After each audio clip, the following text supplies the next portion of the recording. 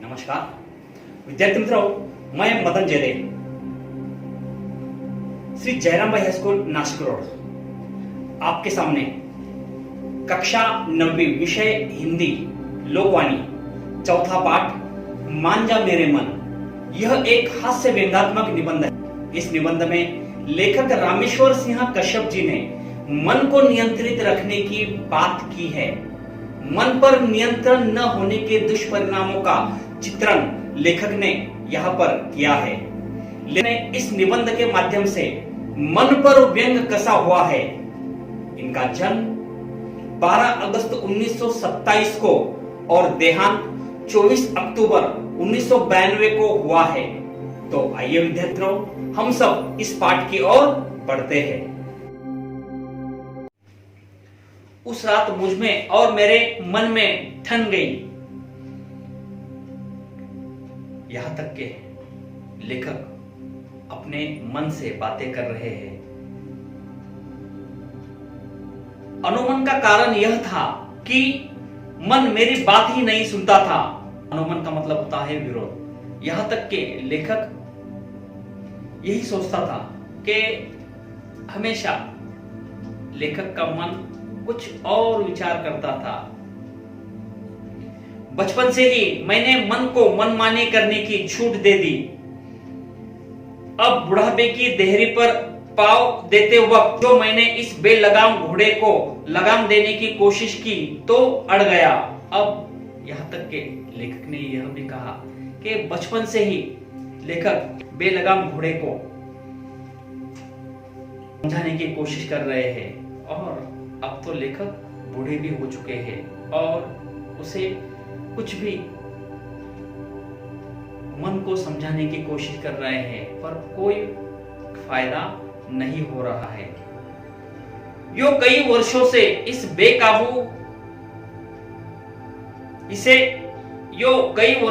इसे काबू में लाने के फेर में हो, लेकिन हर बार कई वर्षों से लेखक अपने इस मन को समझाने की कोशिश कर रहे हैं पर हर बार की तरह इस बार भी कन्नी काट जाते हैं। यानी कन्नी काटना यानी बचकर या फिर छिपकर निकल जाना। अब लेखक का जो मन है वह हमेशा कुछ और सोचता है। हकीकत तो यह है कि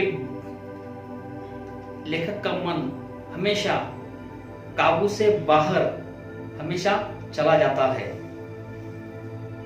मामला बड़ा संगीन था।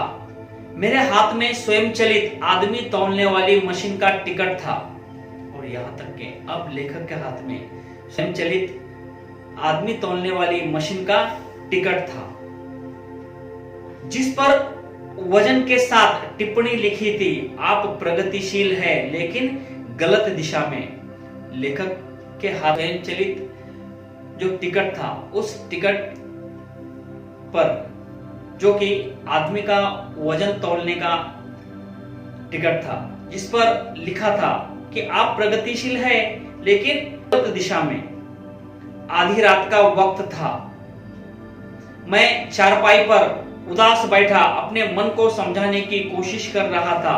यहां तक कि आधी रात का वक्त था और लेखक अपने चारपाई पर बैठे कुछ अपने मन को समझाने की कोशिश कर रहे थे। मेरा मन रूठा सा सुने कमरे में चहलकदमी कर रहा था और यहां तक के चहलकदमी करना मतलब घूमना फिरना टहलना, और लेखक का मन यहां तक के रूठा हुआ कमरे में चहलकदमी कर रहा था। मैंने कहा, मन भाई, डॉक्टर कह रहा था कि आदमी का वजन 3 मन से ज्यादा नहीं होता। तब लेखक से डॉक्टर ने कहा,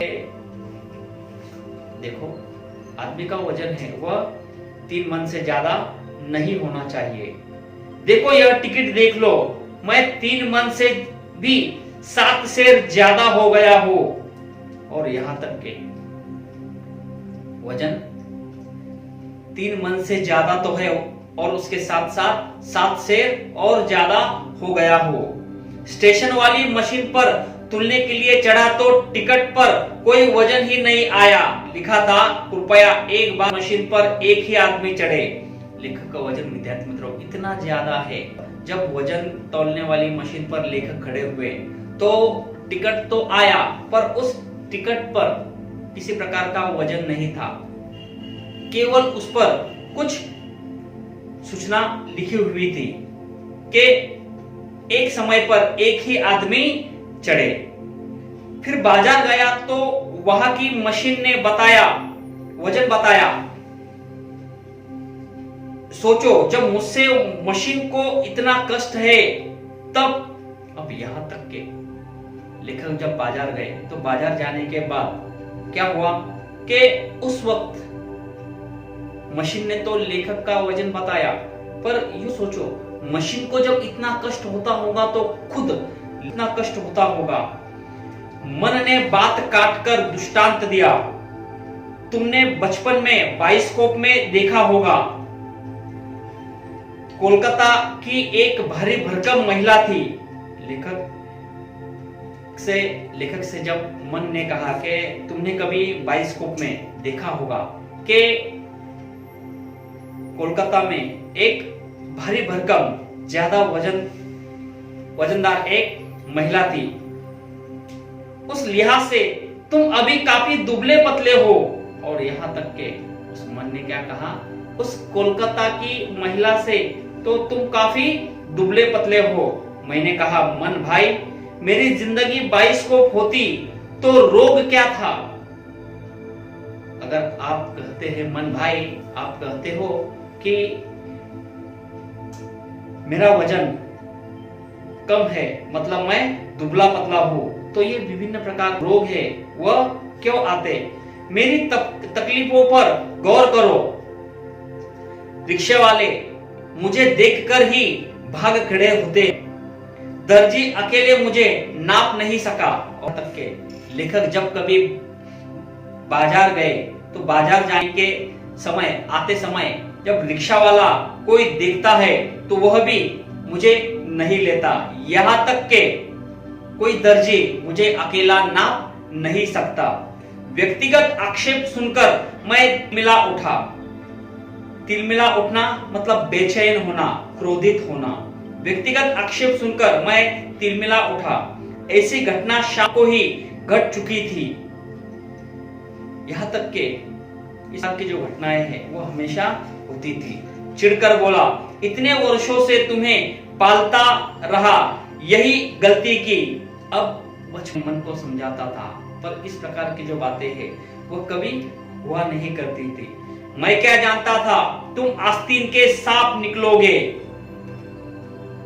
विद्वानों ने ठीक ही उपदेश दिया है कि मन को मारना चाहिए। यह सुनकर मेरा मन अप्रत्याशित ढंग जैसे और बिसुरने लगा। दिनों की सेवाओं का यही फल है। मैं अच्छी तरह जानता हूं तुम डॉक्टरों और दुबले आदमियों के साथ मिलकर मेरे विरुद्ध षड्यंत्र कर रहे हो। लेखक में और अपने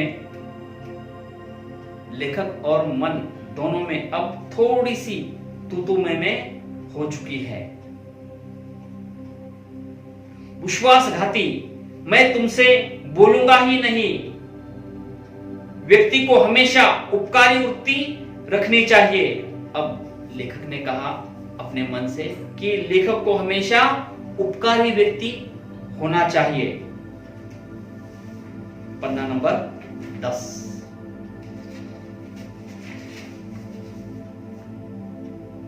मेरा मन मुंह मोड़कर सिसकने लगा। अब लेखक का मन भी अब लेखक से मुंह मोड़ने लगा। मुझे लेने के देने पड़ गए। मैं भी निराश होकर आर्त स्वर में भजन गाने लगा। जा दिन मन पंछी उड़ी जे है। मेरी आवाज से दीवार पर टंगे कैलेंडर डोलने लगे। किताबों से लदी टेबल कांपने लगी। चाय के प्याले में पड़ा चम्मच घुंघरू जैसा बोल मेरा मन न माना, भिंका तक नहीं। अब लेखक का जो मन था अब लेखक से मुंह मोड़ चुका था। यहां तक के विभिन्न स्वरूप में वह कुछ भजन गाने लगा। क्या गाने लगा? जा दिन मन पंछी उड़ी जे है, जा मेरे मन पंछी की तरह उड़ जा।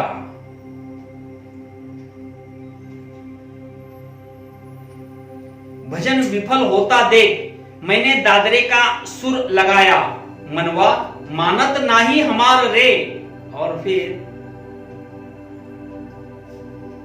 लेखक ने दादरे का जो सुर लगाया, क्या कहा? मनवा मानत नाही हमार रे, मतलब मेरी जो बातें हैं मन, ए मन तू मेरी बातें नहीं मानता।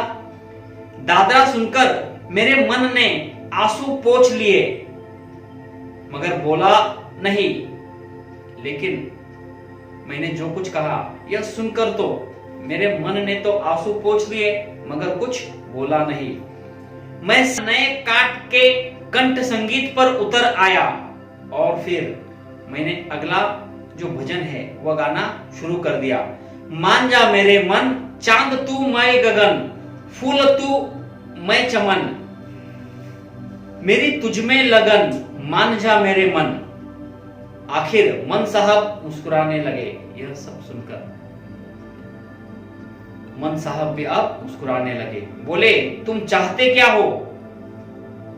मैंने डॉक्टर का पुर्जा सामने रखते हुए कहा, सहयोग, तुम्हारा सहयोग। मेरे मन ने नाक भौं सिकोड़ते हुए कहा, पिछले 13 साल से इसी तरह के पुर्जों ने तुम्हारा दिमाग खराब कर रखा। और फिर मन ने कहा कि पिछले 13 साल से इसी प्रकार के जो डॉक्टर जो भी पुर्जे या फिर जो भी चिट्ठी देते थे, इससे तुम्हारा दिमाग पूरी तरीके से खराब हो चुका। यह भी कोई भले आदमी का काम है? लिखता है डॉक्टर हमेशा क्या लिखता है? खाना छोड़ दो। मैंने एक खट्टी डकार लेकर कहा, तुम साथ देते तो मैं कभी छोड़ देता, कभी का खाना छोड़ देता। और फिर लेखक ने मन से कहा, तुम अगर इस प्रकार मुझे साथ देते तो मैं कभी का अपना खाना छोड़ चुका होता। एक तुम्हारे कारण मेरा शरीर चर्बी का महासागर बना जा रहा है। और फिर लेखक ने क्या कहा अपने मन से? तुम अगर साथ देते तो बहुत कुछ हो जाता था, मगर पर यहाँ पर तुम्हारे कारण क्या हुआ है? मेरा शरीर एक चर्बी का महासागर रहा है। ठीक ही कहा गया है कि एक मछली पूरे तालाब को गंदा कर देती है। और हाँ, ठीक ही कहा है ना किसी ने, एक मछली पूरे तालाब को गंदा करती है। उसी प्रकार अब यह जो मन है, मन लेखक का बिल्कुल मान नहीं रहा है। मेरे मन ने उपेक्षा पूर्वक कागज पढ़ते हुए कहा, लिखता है डॉक्टर ने क्या कहा है? कसरत करो। मैंने मुलायम तकिए पर कोहनी टेक कर जम्हाई लेते हुए कहा, कसरत करो। लेखक ने क्या किया? कोहनी टेक कर, मुलायम तकिए पर कोहनी टेक कर जम्हाई लेते हुए कसरत करना तो शुरू किया। कसरत का सब सामान तो है ही अब अपने पास। अब यहां तक के कसरत का तो सभी सामान लेखक के पास है ही, सब शुरू कर देना है, बस अब शुरू करना ही बाकी है। वकील साहब पिछले साल सुर्खी कुटने के लिए मेरा मुकद्दर मांग कर ले गए थे, कल ही मंगा लूंगा। मुकद्दर का मतलब क्या होता है? कसरत करने का सामान। पिछले साल वकील साहब ने लेखक के जो भी कसरत करने का सामान था वह सब कुछ लेकर गए थे, कल ही मैं सब कुछ सामान मंगा लूंगा। मैंने रुआंसा होकर कहा, तुम साथ दो तो यह भी मुश्किल यह भी कुछ मुश्किल नहीं है। लेकिन फिर भी लेखक ने यह भी कहा कि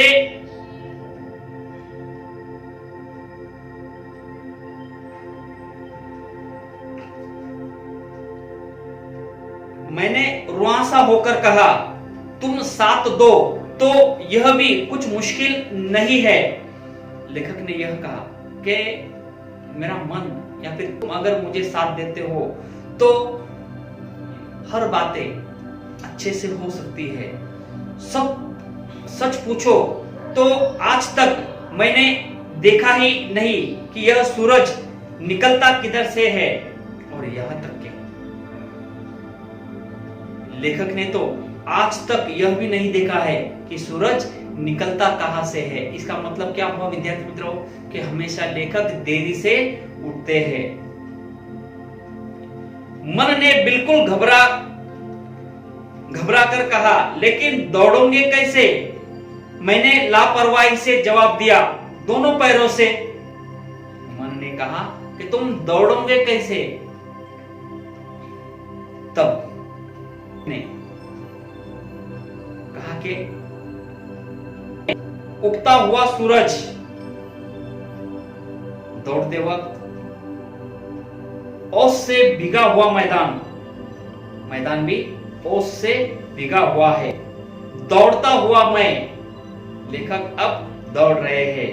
उगता हुआ सूरज, यहां तक के उगता हुआ सूरज, यह सब कुछ कितना सुंदर दृश्य होगा।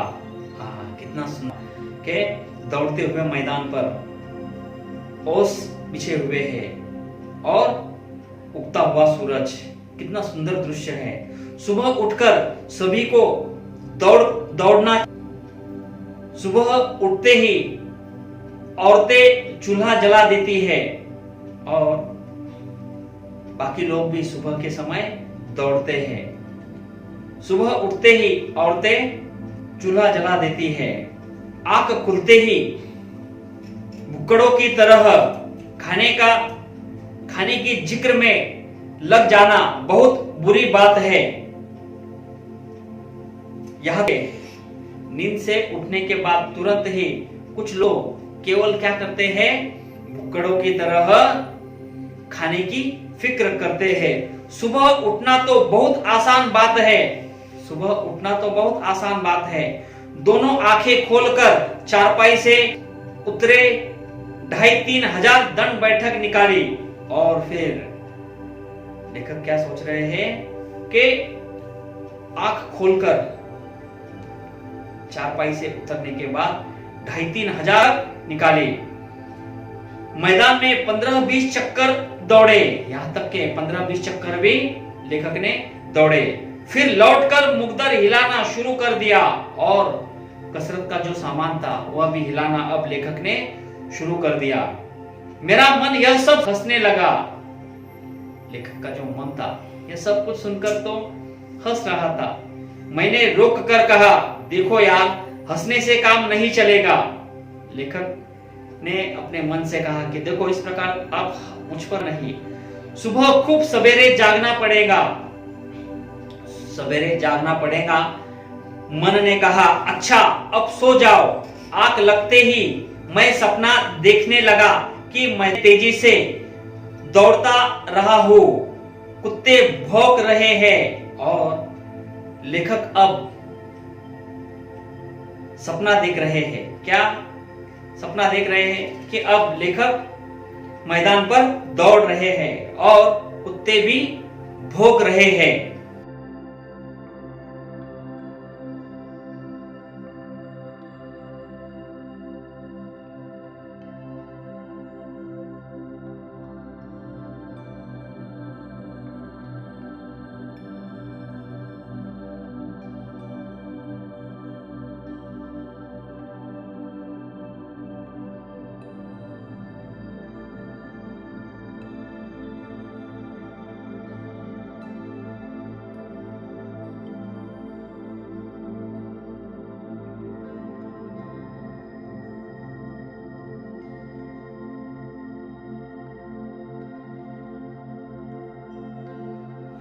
पन्ना नंबर 11। गाय रंभा रही है, मुर्गे बांग दे रहे हैं। अचानक एक विलायती किस्म का कुत्ता मेरे दाहिने पैर से लिपट गया। अब अचानक से क्या हुआ कि लेखक के पैर पर एक विलायती किस्म का जो कुत्ता था वह लेखक के पर लिपट गया। मैंने पाँव को जोर से झटका कि आंख खुल गई। नींद में ही, सपने में ही लेखक ने क्या किया, जोर से अपने पैरों को झटका दिया। देखता क्या हो कि मैं फर्श पर गिर पड़ा हूं। और फिर लेखक फर्श पर गिर पड़े। टेबल मेरे ऊपर है और सारा परिवार चीख चीख कर मुझे टेबल के नीचे से निकाल रहा है। लेखक फर्श पर तो गिर पड़े, लेकिन उसके साथ साथ वो जो टेबल था, टेबल लेखक के ऊपर गिर पड़ा। इसके कारण क्या हुआ कि परिवार वालों ने लेखक को टेबल के अंदर से निकालने की कोशिश की और सब जोर जोर से चीख रहे थे। किसी तरह लंगड़ाता हुआ चारपाई पर गया कि याद आया मुझे तो व्यायाम करना है। अचानक से लेखक को याद आया कि अरे मुझे तो व्यायाम करना था। मन ने कहा व्यायाम के लिए गहरी नींद बहुत जरूरी है। अब फिर लेखक को मन ने कहा कि अगर आपको व्यायाम करना है तो उसके लिए गहरी नींद जरूरी है। तुम्हें चोट भी काफी आ गई है, सो जाओ। लेखक को मन ने कहा कि तुम्हें चोट भी आ चुकी। मैंने कहा लेकिन शायद दूर बाग में चिड़ियों ने चहचहाना शुरू कर दिया है। लेखक ने को आवाज आई कि कहीं चिड़ियों का चहचहाना शुरू हो चुका है। मन ने समझाया ये चिड़िया नहीं, मैं तुम्हारी पत्नी की चुड़ी है। फिर मन को लेखक से कहा कि वह कोई चिड़ियों का चहचहाना नहीं, बल्कि तुम्हारी पत्नी बगल के कमरे में सो रही है तो उनकी चूड़ियों की आवाज है। उन्होंने करवट बदली होगी। मैंने नींद की और कदम बढ़ाते हुए अनुभव किया। मन हंस रहा था और फिर लेखक फिर नींद की ओर चले गए, लेकिन मन तो व्यंग्यपूर्वक हंस रहा था। मन बड़ा दुस्साहसी था।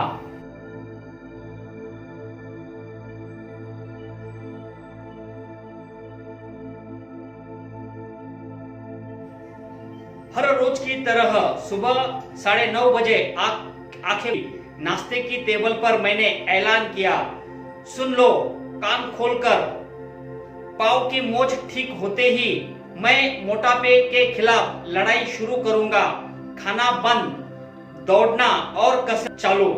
और अब लेखक ने ऐलान किया, क्या ऐलान किया कि अब लेखक अपनी कसरत फिर से शुरू करने वाले हैं। इसमें उन्होंने अपना खाना बंद और दौड़ना शुरू करने वाले हैं। किसी पर मेरी धमकी का असर न हुआ। लेखक ने इस प्रकार तो कहा, पर किसी ने भी लेखक की इस धमकी का किसी पर भी कोई असर नहीं हुआ। पत्नी ने तीसरी बार हलवे से पूरा प्लेट भरते हुए कहा, घर में परहेज करते हो तो होटल में डटा लेते हो। घर में तो तुम परहेज करते हो, पर होटल में तुम जितना चाहे उतना डटा लेते हो। मैंने कहा इस संकल्प किया है। अब लेखक ने क्या कहा, नहीं इस बार तो मैंने निश्चय किया है। जिस तरह ऋषि सिर्फ हवा पानी से रहते हैं, उसी तरह मैं भी रहूंगा। साधु संत या फिर ऋषि जिस प्रकार केवल हवा पानी पर रहते हैं, उसी प्रकार मैं भी हवा पानी पर ही रहूंगा। पत्नी ने हुए कहा, खैर जब तक मोच है तब तक खाओगे ना। लेकिन पत्नी ने कहा, जब तक पैरों की मोच है तब तक तो खाओगे ना। मैंने चौथी बार हलवा लेते हुए कहा, छोड़ने के अंत को चरम सीमा पर पहुंचा देना चाहता हूं और भोजन को छोड़ने से पहले मैं उसे इतना खाना चाहता हूं कि पूरी तरीके से मन संतुष्ट हो जाए, इतना खा लो न रह जाए। अब लेखक भी यह सोच रहे हैं कि अब इतना खा लो कि अब खाने की कोई भी इच्छा न रह जाए। यह वाम मार्गी कायदा है। उस रात नींद ने मैंने पता नहीं कितने जोर से टेबल में ठोकर मारी थी कि 5 महीने बीत गए पर मोच ठीक नहीं हुई। लेकिन अब लेखक कह रहे हैं कि पता नहीं लेखक ने उस रात इतनी जोर से ठोकर मारी थी कि करीब 5 महीने हो चुके हैं और 5 महीने के बाद भी वो जो दर्द है वह कम नहीं हुआ है। यो चलने फिरने कोई कष्ट न था, मगर जो ही खाना कम करने या व्यायाम करने का विचार मन में आता, बाएं पैर की अंगूठे में टीस उठना का मतलब होता है दर्द का अनुभव होना।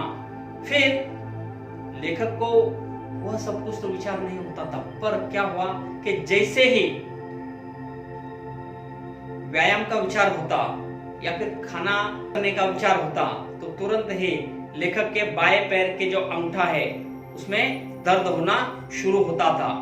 एक दिन रिक्शे पर बाजार जा रहा था, पर एक दिन क्या हुआ कि लेखक रिक्शे में बाजार जा रहे थे। देखा फुटपाथ पर एक बूढ़ा वजन की मशीन सामने रखे घंटी बजाकर लोगों का ध्यान आकृष्ट कर रहा है। अचानक से लेखक ने क्या देखा कि किनारे पर एक बूढ़ा व्यक्ति जो कि मशीन पर अपना लोगों का जो वजन है वह कर रहा था। लेखक ने देखने के बाद रिक्शा रोककर जो ही मैंने मशीन पर एक पांव रखा, तोल का कांटा पूरा चक्कर लगाकर अंतिम सीमा पर थरथराने लगा। और जैसे ही लेखक ने केवल अपना एक पैर रखा, एक पैर रखने के बाद क्या हुआ कि तुरंत ही वो जो काटा था वह पूरा एक चक्कर घुमाकर पूरी तरीके से थरथराने लगा, मानो अपमानित कर रहा हो। और फिर ऐसे कि वह पूरी तरीके से अपमानित कर रहा हो।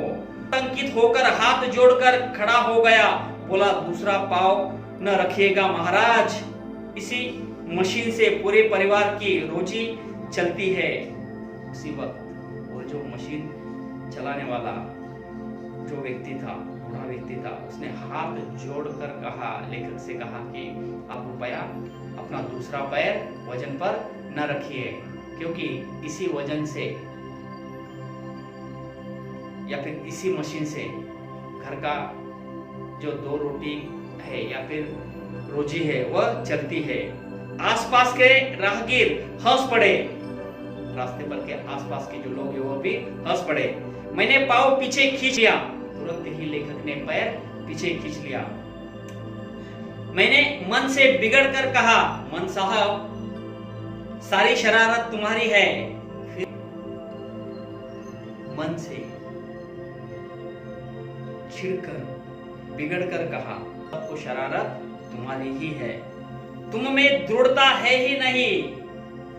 तुम साथ देते तो मोटापा दूर करने का मेरा संकल्प अधूरा न रहता।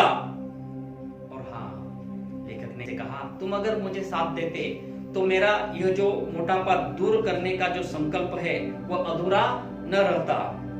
मन ने कहा, भाई जी मन तो शरीर के अनुसार होता है। और फिर लेखक ने मन से कहा, मन ने कहा, भाई जी मन तो शरीर के अनुसार होता है, जिस प्रकार मन है उसी प्रकार आपका शरीर होगा। मुझ में तुम दृढ़ता की आशा ही क्यों करते हो? लेकिन जैसे आप निश्चय करते हो उस प्रकार का अगर विचार करोगे तो ठीक है, अगर आप निश्चय करोगे और उस प्रकार का अगर बर्ताव नहीं करोगे तो वह ठीक नहीं रहेगा।